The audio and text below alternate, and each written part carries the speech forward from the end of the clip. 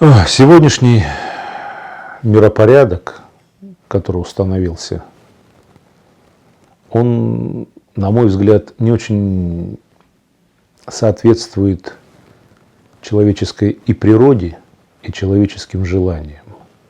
То, что происходит в мире, мы с вами все можем наблюдать. И для нас очень важно понимать следующие вещи, что когда говорят о том, что у нас демократия, это не соответствует действительности. Многие вообще люди не очень хорошо понимают, что такое демократия. Демократия – это прежде всего диктатура большинства. Здесь мало учитывается интерес личности. Но, к сожалению, современное общество дрейфует от демократии, и сегодня я это назвал нетократией. Тот строй, что у нас установился, это нетократия. От слова интернет. Нет – сеть. То есть сеть управляет сегодня людьми. Мы все больше и больше впадаем в некие виртуальные реальности. И то, что происходит сегодня в Соединенных Штатах Америки, и то, что происходит в Киргизии, это очень тесно связано между собой. Вот какой должен быть президент, чтобы поверило российское руководство? Образованный, интеллигентный, выдержанный, знающий, любящий свою, прежде всего, страну, одинаково хорошо говорящий на разных языках, в том числе и государственных, киргизском, русском, там, идеальный вариант еще какое-нибудь владение. Вот. Чем больше языков знает человек, тем лучше. Вот. И этот человек должен обязательно, вы понимаете, вот иногда говорят, вот был, я не хочу называть никакие фамилии, но был человек у вас ученый. Он был ученый, он был очень хороший ученый, этот человек.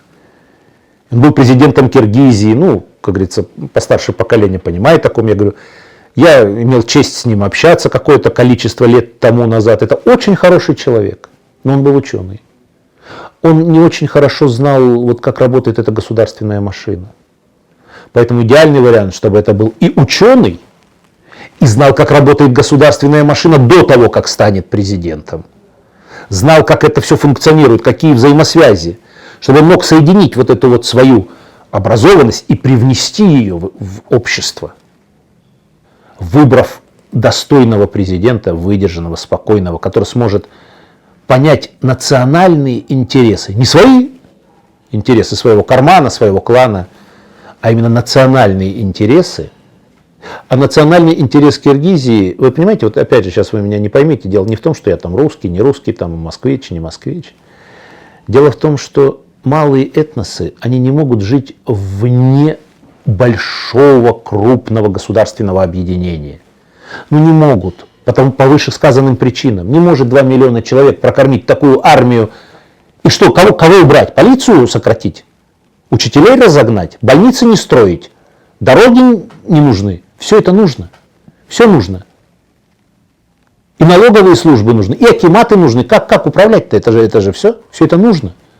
И не может один маленький этнос, народ, прокормить это все. Не может. Надо объединяться, надо быть вместе. Вместе это не значит, что быть под кем-то. А сколько лет прошло после развала Советского Союза? 30. И посмотрите, что сделали за 30 лет после войны, и что сделали за 30 лет так называемых нашей с вами независимости. Что в России, что в Киргизии, любую страну берите. Сколько тысяч жизней отдали киргизы за 30 лет после войны, и сколько за 30 лет независимости. И то же самое, сколько тысяч жизней отдали украинцы, белорусы, сколько тысяч молдаване, где Молдавия вообще растворяется. Нам надо вместе объединяться.